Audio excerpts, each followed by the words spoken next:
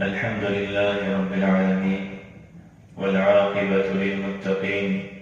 والصلاة والسلام على سيدنا ونبينا محمد وعلى آله وصحبه أجمعين. اللهم أرنا الحق حقا وارزقنا اتباعه وأرنا الباطل باطلا وارزقنا اجتنابه. سبحانك لا علم لنا إلا ما علمتنا إنك أنت العليم الحكيم. أعوذ بالله من الشيطان الرجيم. إن في خلق السماوات والأرض واختلاف الليل والنهار لآيات لأولي الألباب الذين يذكرون الله قياما وقعودا وعلى جنوبهم ويتفكرون في خلق السماوات والأرض ربنا ما خلقت هذا باطلا سبحانك فقنا عذاب النار. وقال الله تبارك وتعالى إنا كل شيء خلقناه بقدر. وقال الله تبارك وتعالى وما خلقت الجن والإنس إلا ليعبدون. صدق الله العظيم. اللهم ربنا لك الحمد كما ينبغي لجلال وجهك وعظيم سلطانك. الحمد لله رب العالمين والصلاة والسلام على سيدنا ونبينا محمد وعلى آله وصحبه أجمعين. تمام تعریفیں اللہ رب العالمین کے لیے ہیں. اللہ رب العالمین کے فضل و کرم سے، اس کی توفیق سے اور اللہ تبارک و تعالی کے بے پناہ نعمتوں کے ساتھ آج ہم اس مبارک گھڑی میں اللہ رب العالمین کے گھر میں حاضر ہوئے ہیں. اللہ تبارک و تعالی ہمارے تمام اعمال صالحہ کو اپنی بارگاہ میں قبول فرما اور ہماری زندگیوں کو نبی کریم صلی اللہ علیہ وسلم کی سنت کے مطابق بنا دے. اللہ تبارک و تعالی نے ہماری اور آنے والے قیامت تک کے لوگوں کی کامیابی اپنے دین اسلام اور اللہ رب العالمین کلام اللہ نبی علیہ الصلاۃ والسلام کی اسوہ حسنہ کی اتباع میں رکھی. اللهم صل وسلم وبارك على سيدنا ونبينا محمد وعلى آله وصحبه أجمعين. اللہ رب العالمین نے ہمیں تخلیق کیا، انسانوں کو تخلیق کیا اور ان کے لیے بہترین دنیا میں زندگی گزارنے کے لیے بہترین انتظامات کیے اور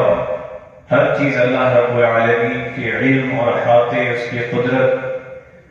اس کی کبریائی کی گواہی دے رہی ہے. آسمان سے زمین تک اللہ رب العالمین کی نشانیاں اس کائنات میں پھیلی ہوئی ہیں. اللہ رب العالمین نے انہی نشانیوں کے بارے میں قرآن مجید میں فرمایا کہ ان فی خلق السماوات والارض واختلاف اللیل والنہار لآیات لأولی الالباب، کہ بے شک بلا شبہ آسمانوں اور زمین کے بنانے میں اور رات کے اور دن کے آنے جانے میں دلائل ہے اہل عقل کے لیے. لآیات لأولی الالباب، عقل والوں کے لیے اس میں دلائل ہیں جو عقل رکھتے ہیں. اور اسی طرح کی آیت میں فرمایا کہ جو لوگ یذکرون اللہ قیاما وقعودا وعلی جنوبہم، کہ جو لوگ کھڑے اور بیٹھے اور اپنے پہلوؤں پر اللہ کو یاد کرتے ہیں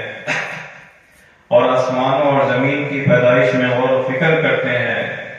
اور وہ کہتے ہیں سبحانک یا اللہ، سبحانک فقنا عذاب النار، کہ اے ہمارے رب، تو نے بے مقصد پیدا نہیں کیا، تو پاک ہے. فقنا عذاب النار، ہمیں آگ کے عذاب سے بچا. تو اللہ رب العالمین نے اس کائنات میں اپنی بے شمار نعمتیں، بے شمار نشانیاں اس کائنات میں دی ہیں. اور دین اسلام نے ایک مکمل ضابطہ حیات دیا ہے ہمارے لیے، نبی صلی اللہ علیہ وسلم کی اسوہ حسنہ کی رہنمائی دی ہے، اور دین اسلام کوئی ایک خطے کے لیے یا ایک موسم کے لیے نہیں بلکہ ایک عالمگیر آفاقی دین ہے جو آنے والے قیامت تک کے لوگوں کے لیے اس میں رہنمائی ہے۔ تو فرمایا کہ جو عقل رکھتے ہیں وہ کہتے ہیں سبحانک فقنا عذاب النار، اور دوسری جگہ فرمایا انا کل شیء خلقناہ بقدر، کہ ہم نے ہر چیز کو اندازے سے پیدا کیا، ایک بالکل اندازے سے اور عظیم مستحکم اندازے سے اللہ رب العالمین نے پیدا کیا جو کبھی غلط نہیں ہو سکتا۔ انا کل شیء خلقناہ بقدر۔ تو اسی طرح اللہ رب العالمین کی یہ دنوں کے آنے جانے اور رات کا ہونا اور دن کا آنا اور دن کا جانا اور رات کا آنا، یہ اللہ رب العالمین کی نشانیوں میں سے ہے۔ اور اسی طرح سال ایک سال کا گزرنا، دوسرے سال کا آنا، اور اس میں موسم کے تغیرات بھی اللہ رب العالمین کی نشانیوں میں سے ہے کہ گرمی آتی ہے، اتنی سخت گرمی، اور اس کے بعد پھر سردی، اور اتنی سخت سردی بھی، تو فرمایا لآیات لأولی الألباب۔ دوسری جگہ اللہ رب العالمین نے فرمایا قل أرأيتم إن جعل الله عليكم الليل سرمدا إلى يوم القيامة، کہیں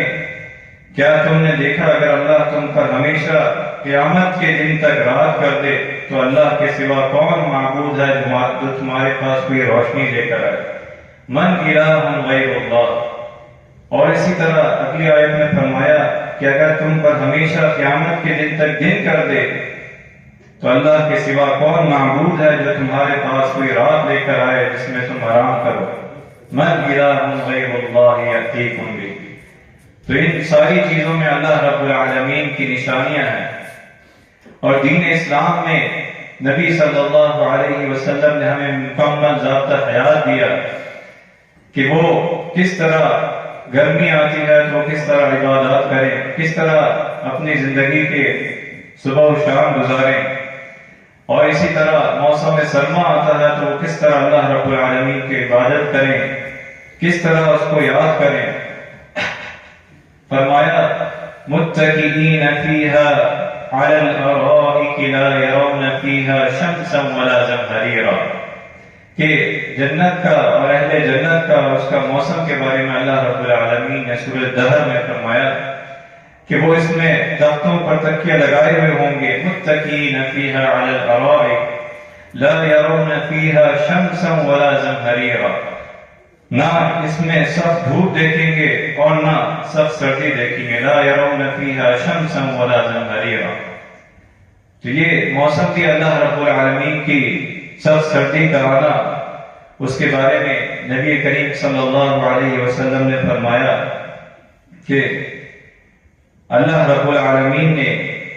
جہنم نے اللہ تبارک و تعالی سے درخواست کی کہ اے میرے پروردگار، میرا بعض حصہ بعض کو کھا رہا ہے، کہ میرا بعض حصہ بعض کو کھا رہا ہے، لہذا مجھے سانس لینے کی اجازت عنایت فرمائیں۔ تو اللہ تبارک و تعالی نے اس سے 2 سانس لینے کی اجازت دی، 2 سانس لینے کی اللہ رب العالمین نے اجازت دی جہنم کو۔ تو فرمایا ایک سانس سردی میں اور ایک سانس گرمی میں ہے، کہ تم لوگ جو سردی کی ٹھنڈک محسوس کرتے ہو تو یہ اسے سانس لینے کی وجہ سے ہے، اسی سانس لینے کی وجہ سے ہے، اور جو گرمی کی تپش وہ جہنم کی سانس کی وجہ سے ہے جو محسوس کرتے ہیں۔ یعنی یہ 2 سانس ہیں، سخت سردی اور سخت گرمی، یہ دونوں سانسیں جہنم کی تپش میں سے ہے۔ تو اللہ رب العالمین نے اہل جنت کے اور ان کے بارے میں فرمایا جنت کا جو معتدل ہوگا، متکئین فیہا علی الارائک لا یرون فیہا شمسا ولا زمہریرا، نہ اس میں سخت سردی ہوگی نہ سخت گرمی ہوگی، بلکہ وہ ایک معتدل درمیانہ موسم ہوگا، لا یرون فیہا شمسا ولا زمہریرا۔ اور نبی نبی صلی اللہ علیہ وسلم اور دین اسلام میں ہر دین اسلام ہر موسم، ہر دن اور رات کے ہمیں رہنمائی دیتا ہے. اسی طرح موسم سرما کے حوالے سے بھی ہمیں رہنمائی دی، بلکہ ایک فرمان آتا ہے الشتاء ربیع المؤمن، کہ شتاء جو ہے یہ موسم بہار سردیوں کا، یہ بندہ مومن کے لیے جو ہے وہ موسم بہار کی طرح ہے. الشتاء ربیع المؤمن قصر نہار فصام، کہ جس میں دن جو ہے وہ چھوٹا ہو جاتا ہے وہ اس میں روزے رکھ سکتا ہے. وہ اللہ رب العالمین کی رضا اور خوشنودی کو تلاش کرتا ہے اس طریقے سے. اور فرمایا وَطَالَ لَيْلُهُ فَقَامَ، کہ راتیں لمبی ہو جاتی ہیں تو اس میں اللہ رب العالمین کی عبادت کا موقع مل جاتا ہے، آرام کا بھی موقع ملتا ہے، اور رات کے آخری حصے میں وہ اٹھ کر اللہ رب العالمین کے سامنے جھکتا ہے، اس کی عبادت کرتا ہے. تو یہ بندہ مومن کے لیے موسم سرما جو ہے وہ اسی طرح ہے جس طرح بہار کا موسم ہوتا ہے. حضرت عمر رضی اللہ عنہ فرماتے ہیں کہ سردی کا موسم عبادت کرنے والوں کے لیے غنیمت کا موسم ہے، کہ اللہ رب العالمین نے جو نے یہ موسم دیا ہے، فرمایا تمہاری نمازوں کے لیے راتیں لمبی ہو گئی اور اہل قرآن تمہارے روزے رکھنے کے لیے دن چھوٹے ہو گئے، لہٰذا اسے غنیمت جانو کہ وہ رات کے کسی حصے میں قیام اللیل کر سکتا ہے، نیند پوری ہو گئی وہ تہجد ادا کر سکتا ہے، اور دن کو وہ روزے رکھ سکتا ہے، اور جو روزے اس کے چھوٹ گئے ہیں وہ بھی وہ ان دنوں میں وہ اس سے فائدہ اٹھا کر موسم سرما میں وہ اسے رکھ سکتا ہے. تو یہ اللہ رب العالمین اور دین اسلام کی یہ حکمتیں، اللہ رب العالمین کی قدرت ہے، اس کی حکمتیں ہیں. اور اسی کے حوالے سے ایک حدیث آتی ہے کہ نبی کریم صلی اللہ علیہ وسلم نے فرمایا الا ندلکم علی ما یمحو اللہ بہ الخطایا، کہ کیا میں تمہیں ایسا عمل نہ بتاؤں جس کے ذریعے اللہ رب العالمین تمہارے گناہ معاف کر دے گا اور درجات بلند کر دے گا. وَيَرْفَعُ بِهِ الدَّرَجَاتِ، تو فرمایا الوضوء علی المکارہ، کہ وضو کرنا، کہ وہ وضو کرنا مشقت اور ناگواری کے باوجود سخت سردی میں وضو کرنا، اور فرمایا ایک نماز کے بعد دوسری نماز کا انتظار کرنا، اور فرمایا مسجد کی طرف قدم چلنا، مسجد کی طرف قدم کثرت سے قدم بڑھانا. تو یہی رباط ہے، یعنی اللہ رب العالمین کی اطاعت میں روکے رکھنا، یہی رباط ہے. فذلکم الرباط. تو یہ اس موسم میں اللہ رب العالمین کی عبادت کا اس سے فائدہ اٹھانا، جس کے وضو کے بارے میں آیا کہ وہ مشقت کے باوجود سخت ناگواری کے باوجود بھی جو ہے وضو کرتا ہے، اپنے نرم بستر کو چھوڑتا ہے، اور اگر گرم پانی نہیں میسر پھر بھی وہ وضو کر کے اللہ رب العالمین کے گھر کی طرف چلتا ہے، یا وہ اپنے گھر میں نوافل ادا کرتا ہے. تو یہ دین اسلام میں یہ نبی صلی اللہ علیہ وسلم کی اسوہ حسنہ، کہ اس کے درجات بلند ہوتے ہیں، اس کو اللہ رب العالمین کی مغفرت، اس کی رضا حاصل ہوتی ہے. تو یہ اس موسم کے حوالے سے نبی صلی اللہ علیہ وسلم کی اسوہ حسنہ رہنمائی،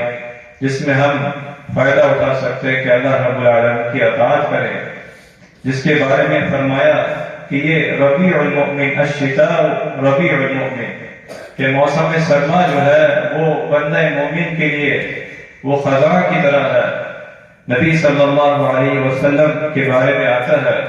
کہ آپ صلی اللہ علیہ وسلم موسم سرما میں پت جھڑ کے موسم میں باہر نکلے تو سیدنا ابو ذر رضی اللہ عنہ بیان کرتے ہیں کہ رسول اللہ صلی اللہ علیہ وسلم جب باہر نکلے تو فرمایا ایک درخت کو پکڑ کر اس کی ٹہنی کو ہلا گیا، اس سے پتے جھڑنے لگے. تو آپ صلی اللہ علیہ وسلم نے فرمایا اے ابو ذر، میں نے کہا حاضر لبیک یا رسول اللہ صلی اللہ علیہ وسلم. تو آپ صلی اللہ علیہ وسلم نے فرمایا کہ بے شک مسلمان بندہ جب اللہ کی رضا کے لیے نماز پڑھتا ہے تو اس کے گناہ اسی طرح جھڑتے ہیں جس طرح یہ پتے جھڑ رہے ہیں۔ اللہ رب العالمین کے اطاعت کے لیے، اس کی رضا اور خوشنودی کے لیے اپنے بستر کو چھوڑتا ہے، سب اس میں تکلیف میں مشقت میں وضو کرتا ہے اور اللہ رب العالمین کے سامنے کھڑے ہوتا ہے اس کی رضا کے لیے، تو یہ اللہ تبارک و تعالیٰ کی باعث اجر ہے، باعث مغفرت ہے اس بندہ مومن کے لیے۔ اور آپ صلی اللہ علیہ وسلم نے فرمایا، حضرت ابو ہریرہ رضی اللہ عنہ بیان کرتے ہیں کہ ابن آدم جو ہے وہ زمانے کو برا بھلا کہتا ہے، وہ کسی موسم کی وجہ سے یا کسی حصے میں زمانے میں اس کو برا بھلا کہتا ہے۔ فرمایا اللہ رب العالمین فرماتے ہیں کہ زمانہ تو میں ہوں، یعنی رات دن کا پلٹنا میرے ہاتھ میں ہے، اور وہ مجھے برا بھلا کہتا ہے۔ سردی آتی ہے، سب سردی آتی ہے، یا سب سردی کے بعد گرمی آتی ہے، گرمی کے بعد پھر سردی آتی ہے، یہ ساری چیزیں اللہ رب العالمین کے علم و احاطے، اس کی قدرت، اس کی نشانیاں ہیں۔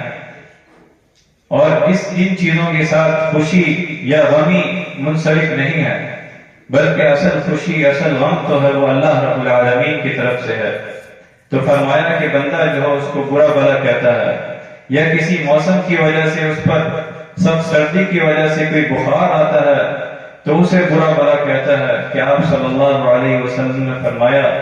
یہ تو اسے گناہوں سے دھو دیتا ہے، جس طرح لوہے بھٹی جو ہے لوہے سے زنگ کو جو ہے وہ دھوتی ہے، دور کرتی ہے، تو وہ اسے برا بھلا کہتا ہے کسی بیماری کو، بخار کو۔ تو یہ سارے ایام جو ہیں یہ اللہ رب العالمین کی طرف سے ہیں، اور دین اسلام میں نبی صلی اللہ علیہ وسلم نے مکمل رہنمائی دی کہ یہ موقع، صحابہ کرام نے ہمیں رہنمائی دی، یہ موقع ہے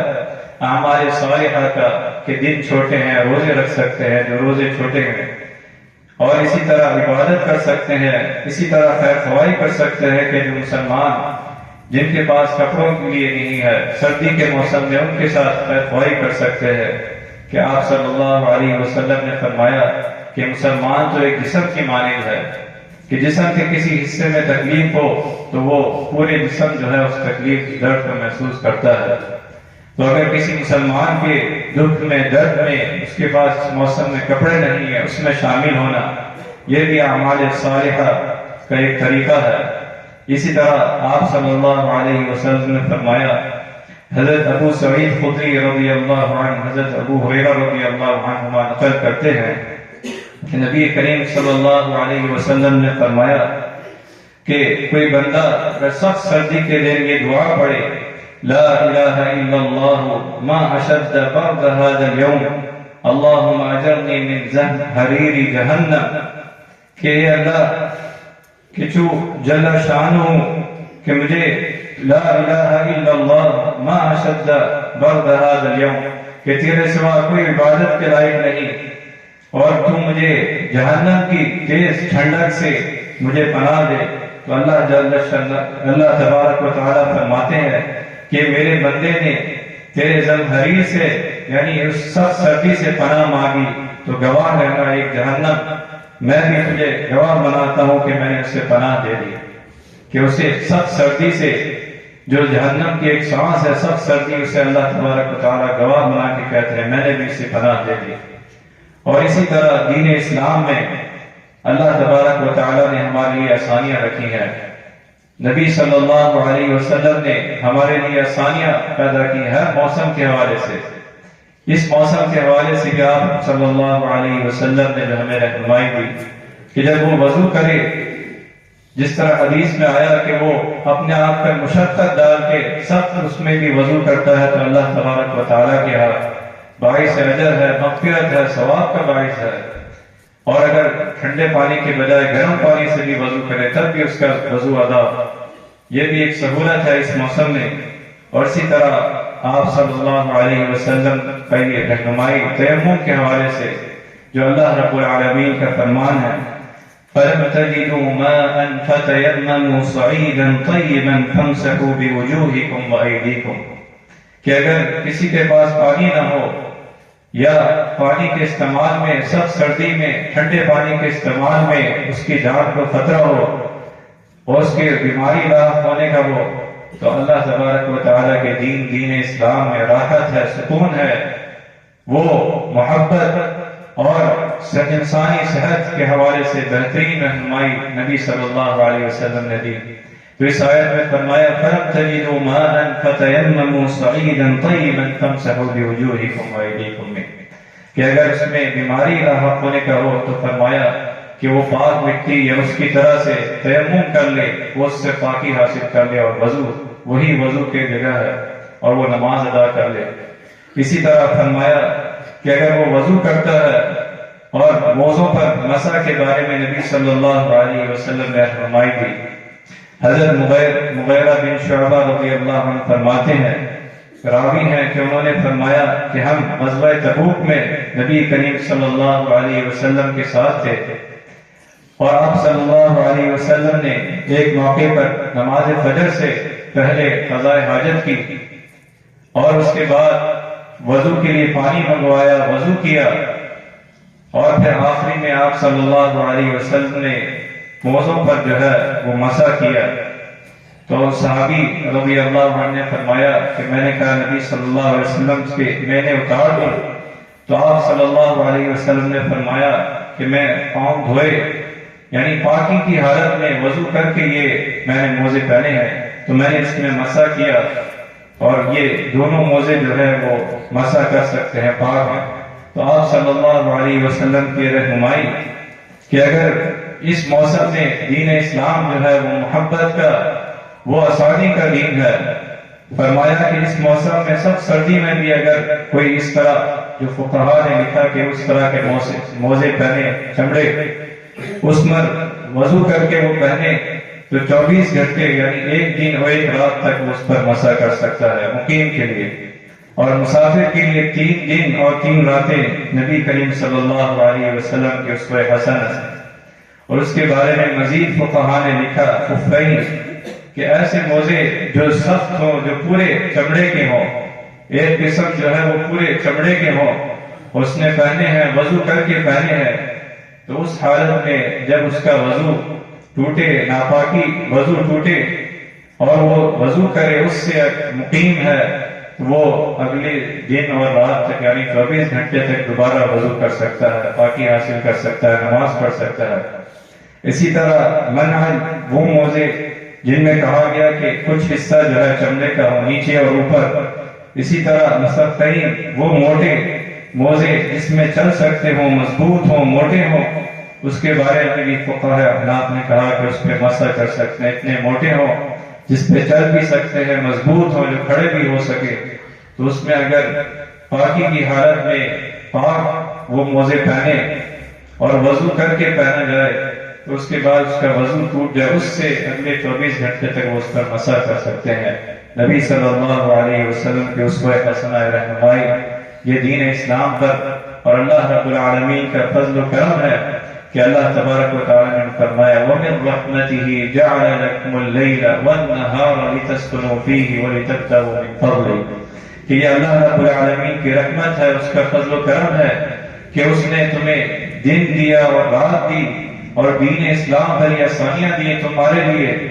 لِتَبْتَغُوا مِن فَضْلِهِ وَلَعَلَّكُمْ تَشْكُرُونَ کہ تم اس کا فضل تلاش کرو اور اس کی رحمتوں کا، اس کے فضل کا شکر ادا کرو، وَلَعَلَّكُمْ تَشْكُرُونَ۔ تو یہ ہمارے لیے رہنمائی ہے اس موسم کے حوالے سے، موسم سرما کے حوالے سے، کہ جو آپ صلی اللہ علیہ وسلم اور آپ کے صحابہ جو نے فرمایا کہ یہ بندہ مومن کے لیے اس طرح ہے جس طرح جس طرح کہ وہ موسم کہ بندہ مومن کے جس طرح گناہ جھڑتے ہیں اس کے مانند ہے کہ وہ اس سے فائدہ اٹھائے، اللہ رب العالمین کا قرب حاصل کرے۔ اور فرمایا کہ اس میں یہ سبق ہے کہ ہر چیز کا عروج کے بعد زوال ہے، کہ انسان کو بھی اس دنیا سے جانا ہے۔ جس طرح یہ پتے درخت میں سجتے ہیں اور پھل دیتے ہیں اور پھر اس طرح اس موسم میں وہ جھڑتے ہیں، تو ایک بندہ مومن ہمارے لیے بھی یہ رہنمائی ہے کہ ہمارا بھی عروج ہے اور زوال ہے، اور اس دنیا سے ایک دن جانا ہے، اور اسی طرح جانا ہے کہ اللہ رب العالمین کی اطاعت و رضا اور اس کی خوشنودی حاصل کر کے ہم اللہ رب العالمین کے پاس جائیں۔ اللہ تبارک و تعالیٰ سے دعا ہے کہ جو کچھ سنا ہے اس پر عمل کرنے کی توفیق عطا فرما. اللہ تبارک و تعالیٰ